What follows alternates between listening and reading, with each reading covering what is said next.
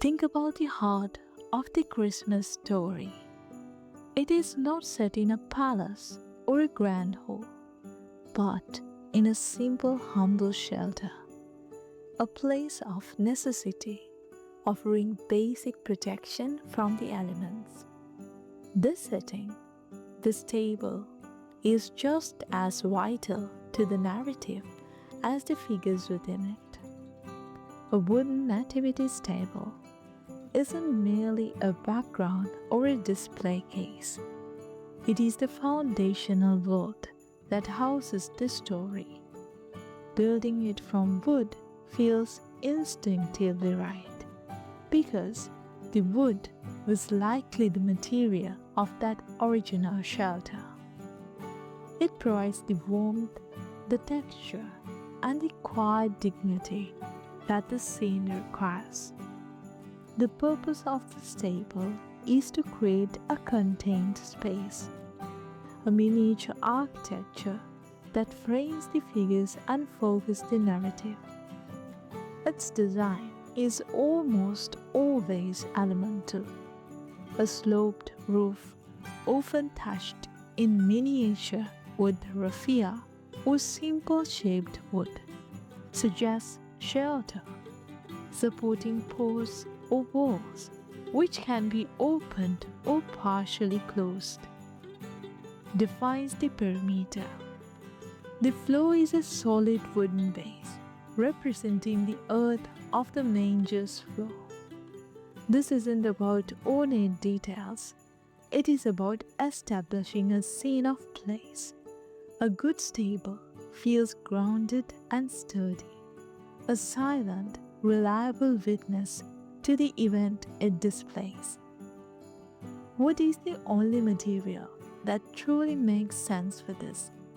Plastic or resin can mimic the shape, but they lack the soul. Wood brings a natural warmth and a tangible history. A stable crafted from pine or cedar has a soft, approachable feel. The wood might be left in its natural color, allowing the grain to show like subtle wood grain. Or it might be stained a soft gray or brown to suggest age and wear. You can sometimes see the tool marks, the gentle sanding strokes, the careful joinery, which remind you it was made by hand. This handmade quality echoes to the humble, crafted nature of the original setting. The scale and proportion are important. The stable should feel large enough to house the Holy Family, the animals, and the visiting shepherds and magi without feeling crowded, yet intimate enough to feel like a humble refuge. It acts as a stage, elevating the figures slightly and setting them apart from the everyday surface of your mantel or table.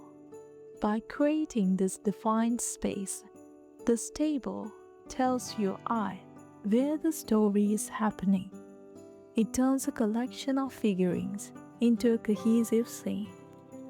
There is also a practical harmony in a wooden stable for wooden figures. The materials speak the same language. The warm browns of carved wooden sheep or a donkey blend naturally with the walls and floor of their shelter. This table doesn't compete with the figures, it supports them. It provides the shelves, nooks, and levels where each character can be placed thoughtfully. Mary and Joseph closest to the manger, the animals to the side, the shepherds approaching, the wise men waiting in the background. It gives you a framework to arrange the story every year. Over time, a wooden stable acquires its own quiet legacy. It's unpacked each season, the familiar scent of the wood mixing with the smell of pine branches or candle. It might show slight wear, a tiny scratch, or a darkening of the wood from years of gentle handling. This patina doesn't diminish it, it enriches it. This table becomes a part of your family's tradition, as much a heirloom as the figurines it houses. It is a constant, wooden reminder of a simple, profound story about finding the extraordinary in the most ordinary of places.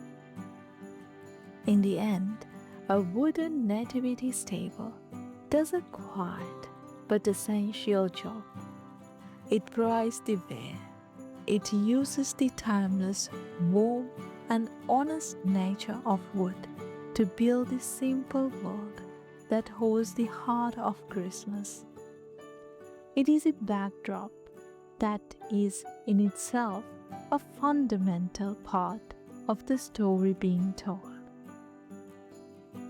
What matters to you most about a piece like this?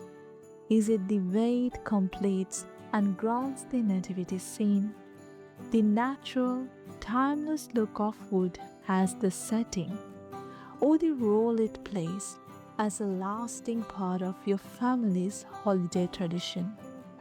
Let me know your thoughts in the comments below. So until next time, happy decorating.